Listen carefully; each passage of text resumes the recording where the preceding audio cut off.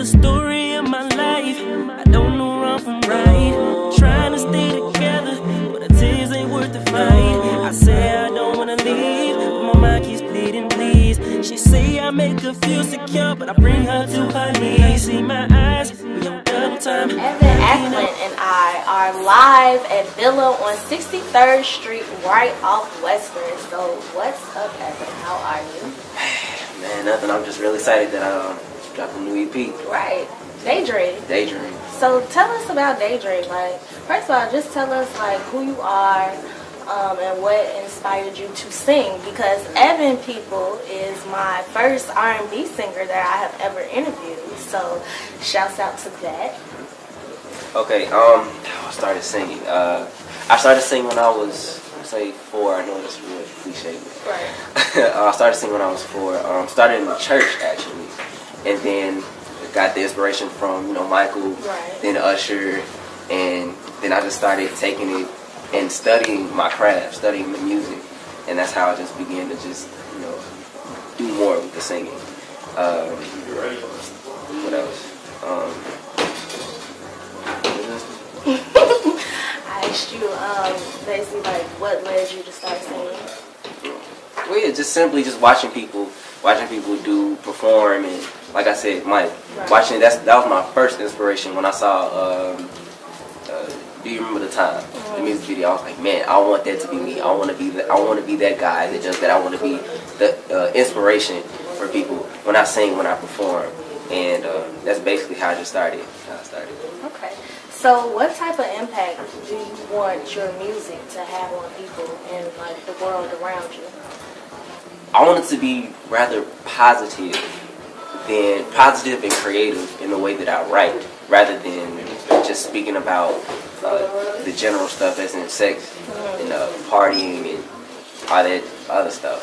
So I mean, I just wanted to start another generation where music used to be, rather than where it is now. That'll work. So tell me about the Daydreamers EP that you released. It was he dropped it on Christmas. It was basically our Christmas gift. So tell us, because he actually does really have the voice of an angel. If you haven't heard his singing, I advise you all to download that EP off DatPiff.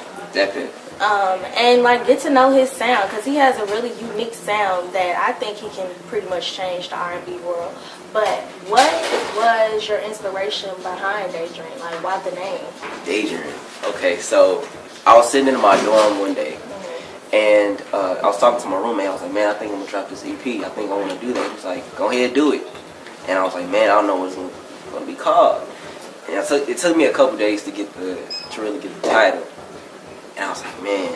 And I remembered how I would be sitting on the train headed to work, and just think like I'd be listening to music, lay my head back on the chair, and I'm like, man, like I would perform this song, or how I would perform a song, and I look out the window like, man, that would be a perfect video site.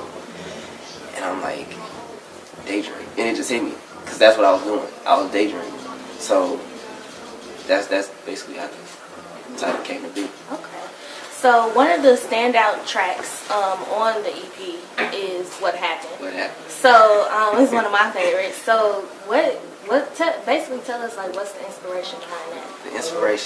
The inspiration was, it came from a past relationship of mine. Right.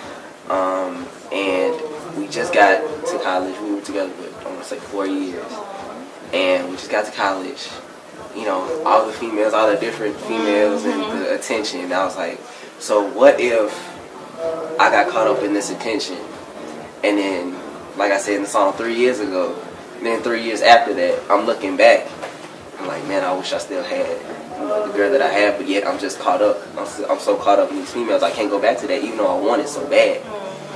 So I kind of took out that out-of-body experience and just wrote it back. So that's what it was. That's dope. Make sure you guys listen to What Happened. It is a very touching song, and I'm sure everybody can relate to it, especially us college kids leaving our significance at home. So, what are your future plans like? So now you dropped the EP. Now what? What's next? I dropped the EP. I'm headed back to Nashville tomorrow, and I'm you know, getting some shows together, of course, on campus, off campus, just a lot of open mics, getting my stuff out there. Any shout outs? Shout outs. Shout out to my guy Rizzo Cargetti, the Dreamcatcher, for basically producing the entire EP. Shout out to my boy Key Dope for helping me out, getting everything together with the EP. Shout out to Armaya Collins, helping me with the album art. Sean Andrew for the photo shoot. Very dope photographer. Very dope photographer. That's my bro. Shout out to Lead the Revolution, WWR, J Fresco. I interviewed these people.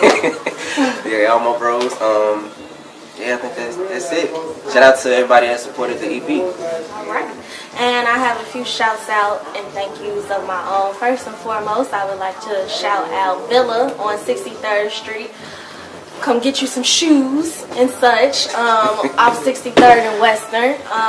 Shop with them, get into them with Villa. Thank you for allowing me to conduct my interview with Evan here. Shout out to Evan for being my first R&B singer. Shout out to my camera girl, 2 cams.